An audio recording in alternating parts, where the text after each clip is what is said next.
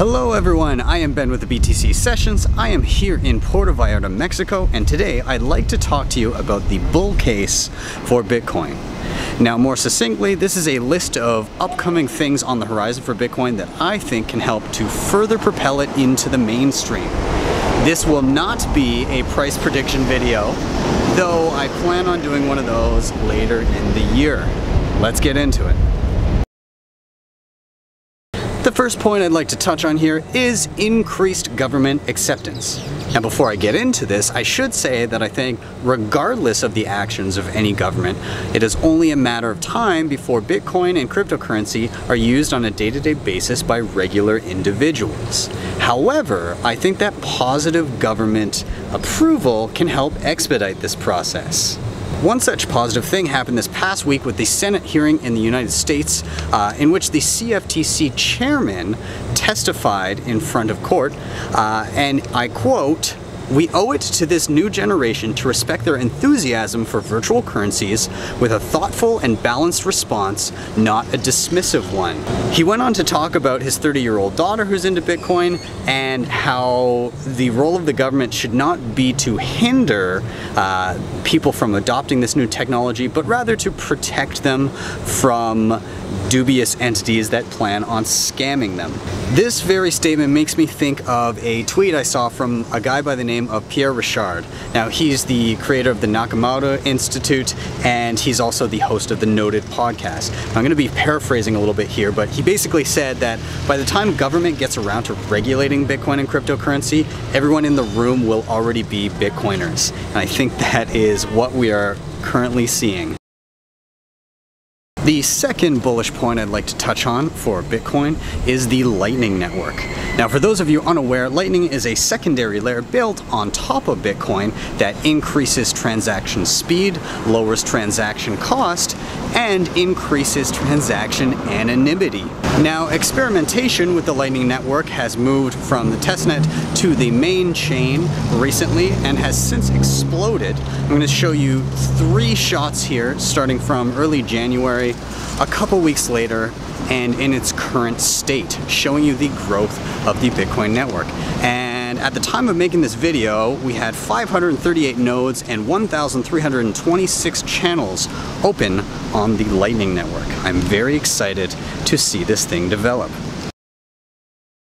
Bullish point number 3 for Bitcoin is that Coinbase is now actively working on implementing SegWit, transaction batching, and Lightning Network.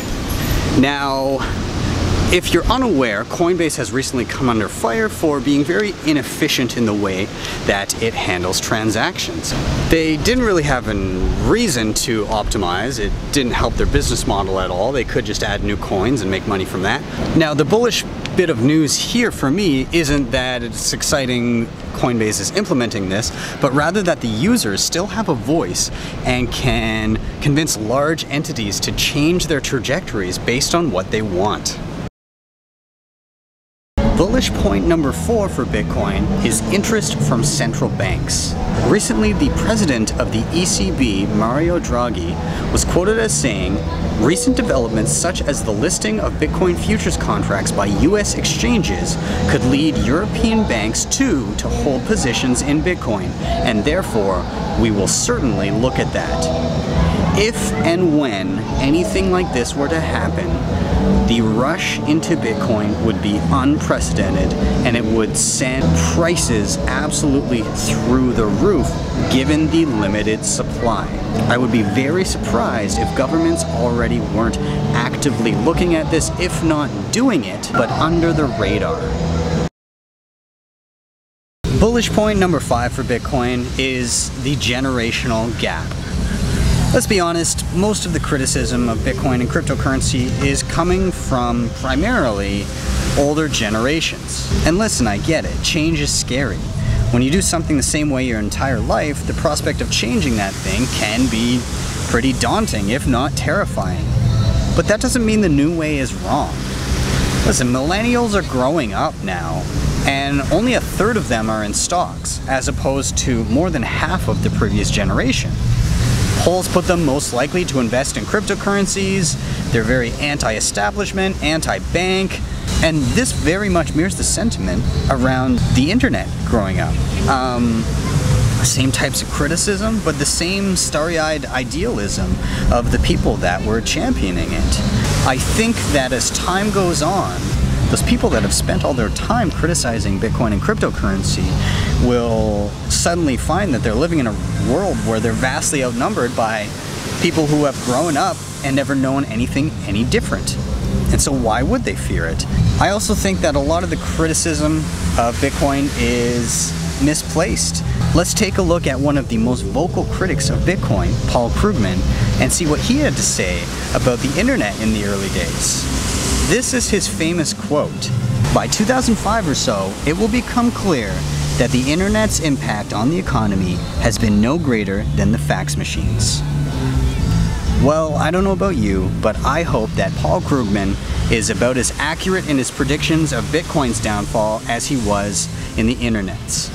In the meantime, I'm going to continue to support things that I think best reflect my ideal vision for the future, and I hope you do too.